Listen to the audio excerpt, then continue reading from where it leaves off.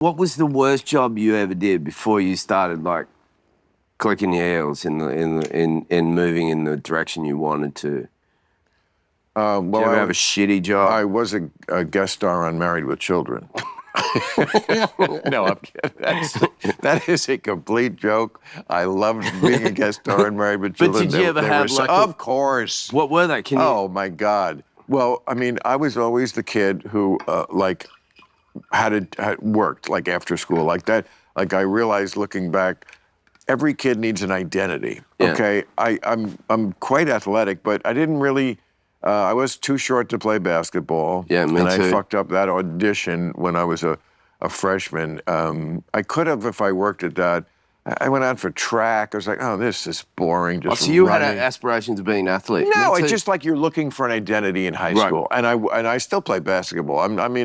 I played on the baseball team for a while. There was just too much rules and too much after school. You know, they made it like a living. Like, you know, if you were on the team, it was just too much. I couldn't. I wanted to, you know, I had to get home and do homework and shit. I was. Yeah. So, and then, you know, could I be an actor? I was too shy for that. I knew I wanted to do a comedy. So, like, I kind of settled in on my identity being like the poor kid who works after school. So I always had mowing lawns, raking leaves, shoveling driveways, whatever the season was. I was doing something in the neighborhood to make money. And then I was the delivery boy for the liquor in the drugstore. Mm-hmm. And, you know, I stocked the A&P. In college, I worked at Arthur Treacher's Fish and Chips. This gross, it was a fast food place with fish triangles of God knows what kind of fish product was in that. They swim around in triangles sometimes. Some of the shapes. And I had to throw them in this vat of grease, which splashed back up and burned your arms. Have you got any scars from the time? I did yes, I think I do. I have still stories. See, that's a good reminder. It is. I am so glad I had my difficult, from the time I left high school till the time I moved out here, 10 years, I lived in slums everywhere. And it's so funny, when you're a white kid, middle-class white kid from the suburbs, you just don't think of yourself as poor, or I didn't. And then I look back and I'm like, I was extremely poor. I was living in the shittiest places. I had no money. Yeah. You know, I was living on shitty food that I didn't want to eat. Yeah. That was fast food. Like, of course I was poor. And it's good. I'm glad. What's your relationship with money like now? Are you frugal? I got plenty of it. I've seen. I've walked around it. I like it better than having none. I mean, most people wouldn't even live in a house this big as your, like, what I call your playroom here. Yeah, my playroom. But okay, so my dad was came from very working class background. My grandfather drove trains, and he met his wife, my grandmother. She worked at the kiosk. Train They dream. had 5 kids in a 3-bedroom house in Granville. And I think my whole family, I don't know how long it's going to take. My kids will probably inherit something different, but you know, to see yourself as blue collar when you start out that way. But my dad became a lawyer. He was going to become a farmer, and he became a lawyer. And then by the time I finished high school, we went from being what I would consider like on the just below the kind of middle class line to being upper middle class. Wow. From the age of 0 to 18, that's the trajectory I had. But I had a job as a porter at a hotel, so I'm very generous with my tips at hotels because I'm like, you know. I love tipping big. I worked at my first job was wrapping Christmas gifts at a what do you call it, like a department store. That's gay.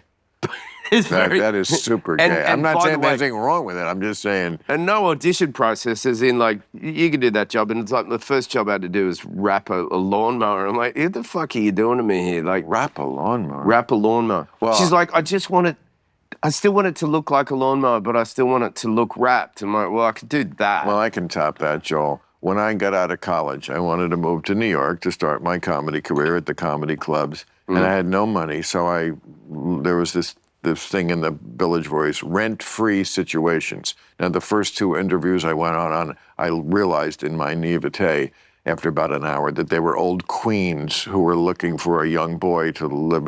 Okay, but I finally got one. Yeah. I lived with in the maids' room the ambassador to South Africa, or at the time delegate, because they were thrown out of the UN, and I was the bodyguard for their 3 children. I took them to school. I picked them up. Did you have a curly ear thing? Did you be like, kids are coming out? I did not. We didn't. This is 1979. Now, some people have said I was an au pair. I resent that deeply. I was not an au pair. But I kind of was, and I hate kids. So, like, I feel like, to answer your question, the worst job I ever had, it was certainly that. Taking those 3 brats to school every day, picking them up, making sure they were safe. They got right from the bus, right to the door of the school, and then, and I understand why. He was a diplomat. Yeah. And it was the Upper East Side. What if there were trouble? What was going to happen? What they would you weren't do? trouble. They were just. No, I mean, if someone tried to attack them. They would have been fucked. You would have been like, take them. Yeah. It's not like I'm what Marsh Vega or whatever that Israeli training system is. I had no training. I was this kid right out of college. I don't know why they hired me at all. There's no question in the early stages like, do you like kids? No, I think I gave a great interview. I did. Yeah, I love kids. Love them. Yes, I definitely lied. So much. I told them I was married and that I did have a girlfriend, but she was overseas. I said she was my wife because she at some point did come and visit, and we were in the maid's room. It was about the size of this room that we're in, from here to there. Yeah. I mean, it was literally when the bed was in the wall. When it came out, you only had this much space to walk by. But so no background checks or anything like that. I don't know. No. Just exactly. You seem like a good guy. Just look after our kids. Put their trust in this bearded college dude right out of yeah. I never thought of. You're so right. Like no checks at all. No, now and it's no like skills. Full background checks. No skills. Everything. I've got 4-year-old twins. Wow. And we had, by the way, for years I never realised how much of a legend my mum was. How the greatest job, the most dignified job in the world is a mum, like a dedicated mum. True. And I treated her terribly, was so misbehaved, and my brother and I, 1.5 years apart. I don't know how she did it all by herself. My dad was around, but he was working. What, you mean you were a troublemaker kid? No, it's just like, we would try, like any 2 boys, like fighting all the time, disobedient. And now I have 2 kids, and I have my mother-in-law live with us. Oh. And we have a nanny that helps us with the kids. So my wife and I both have, very busy lives. And when you're suddenly going, I'm going to hand my kids over to people, like my mother-in-law I trust. Like, I know where to find her.